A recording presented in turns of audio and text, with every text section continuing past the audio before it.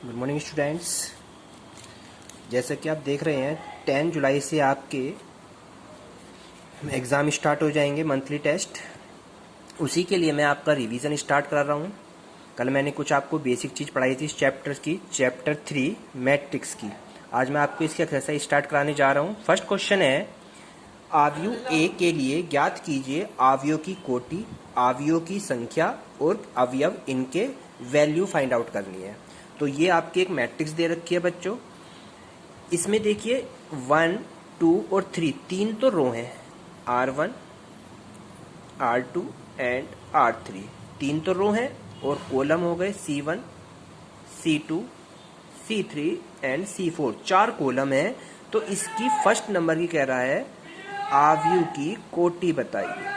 कोटि होता है बच्चों इसका क्रम, क्रम यानी कि रो M, कॉलम N, M गुना N इसका क्रम होता है, M गुना N। तो M यानी कि कितना, M कितनी है, तीन तो रो है और चार कॉलम है, तो ये क्या हो गई, इसकी कोटि हो गई। अब सेकंड पॉइंट कह रहा था इसमें आपसे, ये सेकंड कह रहा अवयवों की संख्या बताइए, जो एलिमेंट है इसके अंदर वो कितने हैं, अवयवों की संख्या। संख्या मतलब 3 4 जा 12, तो ये हो गया टोटल एलिमेंट 12। ये 12 एलिमेंट है टोटल। ओके स्टूडेंट, नेक्स्ट कह रहा है जो एलिमेंट है इसमें उनकी वैल्यू फाइंड करो, जैसे कि A13 की, A13 का मतलब है फर्स्ट रो का थर्ड एलिमेंट, फर्स्ट रो का थर्ड, 1 2 3, फर्स्ट रो का थर्ड एलिमेंट कितना आ रहा है, 19। तो इसका आंसर कितना होगा बच्चों, 19। नेक्स्ट वाले में कह रहा है A21 फाइंड कीजिए। A21 का मतलब दूसरी रो का फर्स्ट एलिमेंट, दूसरी रो का फर्स्ट एलिमेंट है 35। ठीक है स्टूडेंट। नेक्स्ट कह रहा है आपसे A33, इसका मतलब है थर्ड रो का थर्ड एलिमेंट, थर्ड रो ये रही, इसका थर्ड एलिमेंट क्या है, -5। इसके बाद कह रहा है A24 यानी दूसरी रो का फोर्थ एलिमेंट, दूसरी रो ये रही, इसका फोर्थ एलिमेंट क्या है, 12। और नेक्स्ट कह रहा है आपसे A23 यानी दूसरी रो का थर्ड एलिमेंट, दूसरी रो का थर्ड एलिमेंट है 5/2। तो इस तरीके से आपके ये तीनों क्वेश्चन कंप्लीट हो जाते हैं। नेक्स्ट क्वेश्चन देखते हैं। नेक्स्ट क्वेश्चन में क्या कह रहा है ये आपसे, यदि किसी अवयव में 24 अवयव हैं तो इसकी संभव कोटियां क्या हैं, और इसमें 13 अवयव है तो कोटियां क्या होगी।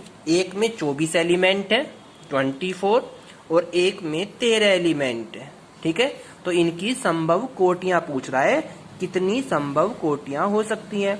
अब 24 को देखेंगे किस किस टेबल में 24 आता है, यानी कि 2 × 12 कर दें तो 24 बन जाता है, 3 × 8 कर दें तो 24 बन जाता है, 4 × 6 कर दें, 6 × 4 कर दें, 8 × 3 कर दें, और 12 × 2 कर दें, और आपका क्या हो जाएगा बच्चों, 12 × 2 2 × 12, 3 × 8 8 × 3, 4 × 6 6 × 4, और 1 × 24 या 24 × 1। इस तरह से इसकी संभव कोटियां ये निकल जाती हैं। ये हो गया आपका 24 का। इसी प्रकार हम 13 का करेंगे बच्चों। बिल्कुल 13 का तो ओनली 1 और 13 ही है, तो 1 × 13 और 13 × 1, ये आपके आंसर बन जाते हैं। नेक्स्ट वाला क्वेश्चन बिल्कुल सेम है, 18 अवयव है थर्ड वाले में, तो इसकी संभव कोटियां पूछ रहा है। यदि इसमें 5 अवयव हो तो क्या होगा, तो उस कंडीशन में 5 का 1 × 5, 5 × 1, और इसकी 18 की आपको बिल्कुल जैसे 24 के करे हैं एज इट इज करेंगे। क्वेश्चन नंबर 4 देखते हैं। क्वेश्चन नंबर 4 में कह रहा है, एक 2 × 2 अवयव A = Aij की रचना कीजिए जिसके एलिमेंट निम्न प्रकार से दिए गए हैं। Aij ये 3 क्वेश्चन है। इसका फर्स्ट वाला पार्ट मैं कराऊंगा। एक ऐसा मैट्रिक्स बनाना है आपको, क्या बनाना है बच्चे, ऐसा मैट्रिक्स बनाना है जिसका क्रम क्या होगा, 2 × 2 का क्रम होगा। ओके स्टूडेंट, चलिए तो आपका जो क्वेश्चन है Aij की वैल्यू दे रखी है इसने 1 प्लस जे का आई प्लस जे का होल स्क्वायर अपॉन में 2, ये क्वेश्चन दे रखा है। और 2 इंटू 2 क्रम का हमें क्या बनाना है बच्चों, आव्यूह बनाना है। ठीक है, तो पहले 2 इंटू 2 क्रम का एक आव्यूह ही फाइंड कर लेते हैं। चलिए, तो क्या होगा इसमें, डिनोटेड बाई ए लिख लीजिए इसे। ठीक है, तो क्या लिखेंगे यहाँ पे, A11, A12, फिर A21 और A22। तो ये 2 इंटू 2 क्रम का आव्यूह यही तो बनेगा। इसका क्रम क्या बनेगा, 2 इंटू 2 का क्रम। अभी 2 इंटू 2 क्रम को आव्यूह के लिए यानी कि हमें A11 निकालना है पहले। तो A11 का मीन्स क्या है कि I की वैल्यू भी 1 है और J की वैल्यू भी 1 है। जो आपको क्वेश्चन दिया हुआ है AIJ की वैल्यू है I प्लस J का होल स्क्वायर अपॉन में 2। तो यानी कि हमें I की जगह भी 1 लिखना है और J की जगह भी 1 लिखना है इस क्वेश्चन में। तो रख दीजिए यहाँ पे 1 प्लस 1 का तो स्क्वायर हो रहा है और अपॉन में 2। 1 प्लस 1 कितना हो गया, 2, 2 का स्क्वायर और अपॉन में 2, और 2 का स्क्वायर होता है 4 अपॉन में 2। तो 2 से 2 डिवाइड करा तो कितना आया, 2। तो A11 की वैल्यू कितनी आई, 2 निकल के आ जाती है। ओके स्टूडेंट, नेक्स्ट निकालेंगे A12, यानी कि अब की बार I की वैल्यू 1 और J की वैल्यू कितनी रखेंगे, 2 रखेंगे। इसी क्वेश्चन में लिखना है I की जगह 1 और J की जगह रखना है 2 और इसका स्क्वायर अपॉन में 2। 2 और 1 3, 3 का स्क्वायर अपॉन में 2 और 3 का स्क्वायर 9/2। तो ये आपका सेकंड हो गया। अब निकालना है 21, यानी दूसरी I की वैल्यू 2 रखनी है, J की 1 रखनी है। बिल्कुल सेम इसमें I की 2, J की 1 और इसका स्क्वायर बटे 2। 2 और 1 3 का स्क्वायर अपॉन में 2, तो ये भी 9/2 आ जाता है। अब की बार है A22, यानी I भी 2 है और J भी 2 है। इस क्वेश्चन में 2 प्लस 2 का स्क्वायर अपॉन में 2, 4 हो गया ये तो, बटे में 2, 4 का स्क्वायर 16 अपॉन 2 और 2 अट्ठे 16। तो जो आपका आव्यूह बनकर रेडी हुआ यहाँ पर क्या बना, A11 की जगह रखेंगे कितना, 2, 1/2 की जगह 9/2, 2/1 की जगह 9/2 और ये 8। तो आपका ये एक 2 क्रम का आव्यूह बनकर रेडी हो जाता है। इस तरीके से आपके इसमें 3 पार्ट है, 1 2 3। फर्स्ट पार्ट मैंने करा दिया बच्चों, 2 पार्ट एज इट इज करना है। नेक्स्ट वाले में करा 3 इंटू 4 का, जैसे यहाँ पे 2 इंटू 2 का था, यहाँ पे 3 इंटू 4 का। यानी इसमें क्या मतलब है, उसका मतलब है 3 तो रो आएंगी और 4 कॉलम होंगे। मैं आपको इसका क्रम बता देता हूँ। क्वेश्चन नंबर 5 का 3 इंटू 4 का क्रम है। ठीक है, तो 3 इंटू 4 का मैं क्रम आपको लिख के दे रहा हूं। 3 तो होंगी A1, A12, A13 और 3 रो 4 कॉलम, तो A14 तक चलेगा ये। ओके स्टूडेंट, फिर A21, A22, A23, A24, फिर A31, A32, A33 और A34। तो इस तरीके से आपकी ये एक मैट्रिक्स बनेगी जिसमें रो कितनी होगी, 1 2 3 तो रो गई और 4 कॉलम हो जाते हैं। तो अब ये सारी वैल्यूज हम किस में रखेंगे, जो क्वेश्चन इसने दे रखा है। क्वेश्चन दे रखा है AIJ is equal to 1/2 mod में माइनस का 3I प्लस का J। अब यहाँ पे हम क्या करेंगे बच्चों, पुट करते जाएंगे वैल्यूज को, यानी कि I की जगह क्या रखना है, पहले 1 और J की जगह भी 1। तो मैं पहला एलिमेंट निकाल के दिखा रहा हूँ, 1/2 एज इट इज, I भी 1 और J भी 1। तो यहाँ पे हो गया मोड में -3 इंटू 1 और प्लस का 1, 1/2 एज इट इज रख लीजिए और माइनस के 3, 1 कम 3 प्लस का 1 और 3 में से 1 गया तो माइनस के 2 आएंगे, 1/2 एज इट इज और माइनस के 2 का मोड, और -2 का मोड भी क्या हो जाता है, प्लस ही हो जाता है। क्या हो जाता है बच्चों, ये माइनस का भी क्या हो जाएगा, प्लस हो जाएगा। यानी 1/2 तो एज इट इज रखा, ठीक है, 1/2 तो एज इट इज, और ये वाला भी यहाँ पे कितना है, प्लस का 2 से 2 कैंसिल आउट, तो कितना आएगा, तो पहला जो एलिमेंट निकल कर आया वो कितना आया, 1 निकल कर आया। इसी प्रकार हम सारे एलिमेंट फाइंड कर लेंगे और आपकी एक मैट्रिक्स बनकर रेडी हो जाएगा। ओके स्टूडेंट, क्लियर है बिल्कुल आपके। तो इसको आप क्वेश्चन को करेंगे। नेक्स्ट क्वेश्चन मैं आपको कराता हूं, क्वेश्चन नंबर 6। देखिए क्वेश्चन नंबर 6 में कह रहा है निम्नलिखित समीकरणों से एक्स वाई जेड की वैल्यू फाइंड कीजिए। क्वेश्चन दे रखा है 6 का फर्स्ट पार्ट 4, 3, x एंड 5। ये मैट्रिक्स है एक, दूसरी मैट्रिक्स है y, z, 1 और 5। अब इसमें से एक्स वाई जेड की वैल्यू फाइंड करनी है। पहला वाला फर्स्ट के साथ कंपेयर करेंगे तो y की वैल्यू आ जाती है 4, सेकंड वाले को सेकंड के साथ तो z बराबर आ जाता है 3 एंड x को 1 के साथ करेंगे तो x की वैल्यू आ गई 1। तो आपके तीनों आंसर कंप्लीटली हो जाते हैं। इस तरीके से कंपेयर करके एक्स वाई जेड की वैल्यू फाइंड हो जाती है। जैसे क्वेश्चन नंबर नेक्स्ट वाला है, थोड़ा टिपिकल है, उसको देखते हैं।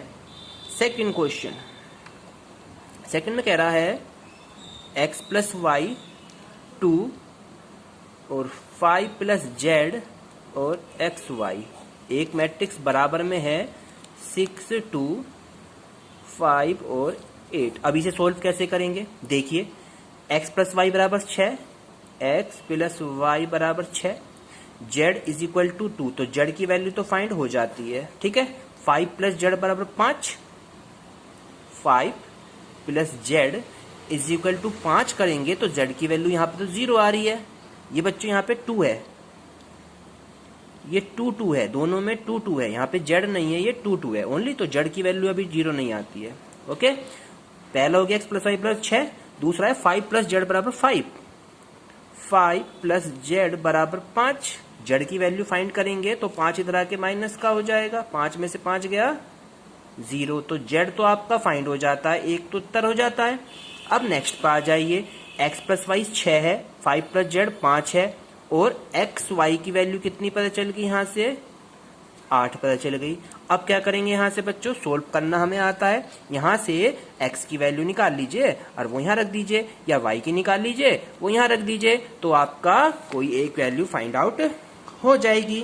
ओके स्टूडेंट, चलिए यहाँ से मैं क्या करता हूँ, x की वैल्यू को निकाल लेता हूँ। y इधर आके कैसे हो जाएगा? माइनस का, ये हो गया x बराबर 6 माइनस वाई, और वो यहाँ पे पुट कर देंगे x की जगह 6 माइनस वाई, और ये वाला y as it is, y के अंदर multiply y square is equal to 8, और पहले वाई स्क्वायर को प्लस का करना है तो y इधर आके प्लस का, 6y माइनस का और 8 एज इट इज, और इक्वल में कुछ नहीं बचा 0।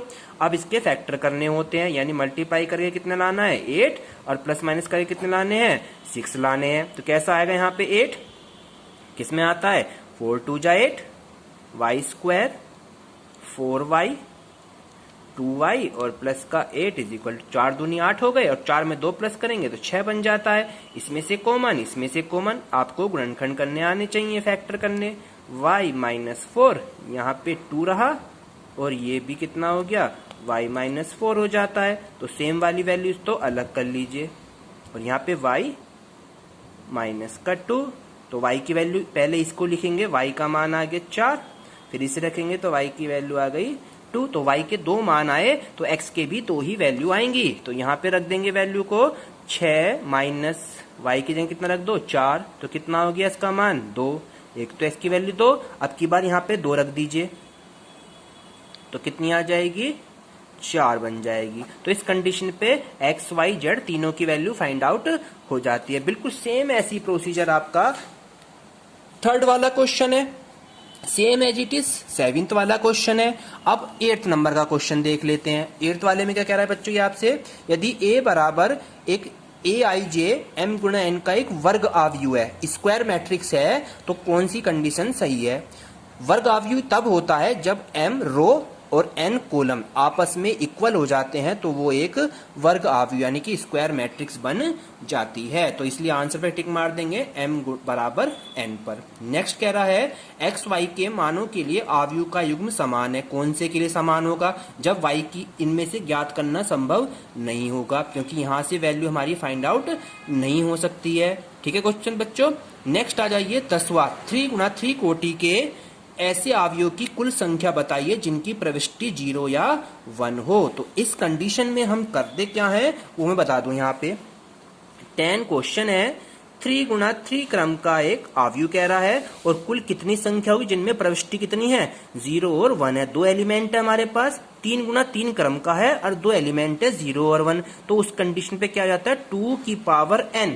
2 की पावर n का मतलब होता है 2 की पावर n कितना है यहाँ पे 3 इंटू 3 9, तो यहाँ पे 2 की पावर 9 करेंगे तो कितना आएगा बच्चों 5 1 2। इस तरह से हम यहाँ पे आंसर कर लेते हैं, ये हमारा आंसर निकालने का तरीका हो जाता है। स्टूडेंट्स क्लियर होता है आपके n-1, इस तरह से हम यहाँ पे इसका आंसर 512 पर टिक मार देंगे। तो आपको ये क्वेश्चन कंप्लीटली हो जाते हैं। कल मैं आपको नेक्स्ट एक्सरसाइज रिवाइज कर दूंगा। Thank you.